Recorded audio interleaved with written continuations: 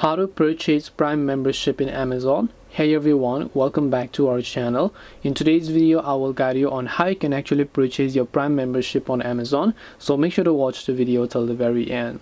If you want to purchase Prime membership on Amazon, go to amazon.com/Amazon Prime. I repeat, amazon.com/Amazon Prime. I'll also make sure to drop a link below.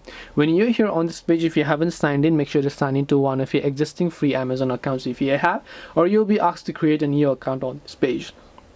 Once you're here, you'll find this option called start your 30-day free trial, so make sure to tap on the 30-day free trial option, and here you'll be able to see all the Prime benefits what you get with Amazon Prime subscription.